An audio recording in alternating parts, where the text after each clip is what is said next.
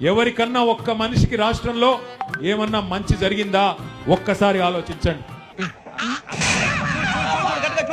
మీకు RTC bus ఉచితంగా ప్రయాణం, రాజీవ్ ఆరోగ్యశ్రీ 500 రూపాయలకే సిలిండర్, 200 యూనిట్ల ఉచిత విద్యుత్ ఇవ్వడమే కాకుండా ఇవాళ 4.5 లక్షల ఇండ్లు 22,500 కోట్లతోటి ఇవాళ ఒక గొప్ప కార్యక్రమాన్ని తీసుకొని పేదవాళ్లకు ఇండ్లు ఇవ్వాలన్న పథకం తీసుకున్నాం. ఉప్పారామం పక్కన మా ఆడబిడ్డలు ఉత్పత్తి చేసిన ప్రోడక్ట్స్ అమ్ముకోవడానికి 100 షాపులు మీకు పెట్టించి మీ ఉత్పత్తులు అన్ని అమ్ముకునే విధంగా మీకు స్టాళ్లు ఏర్పాటు చేపించే బాధ్యత నేను తీసుకుంటా.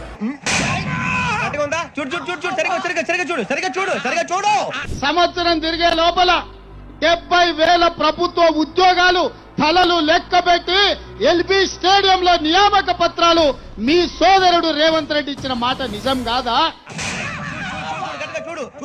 చూసుకో.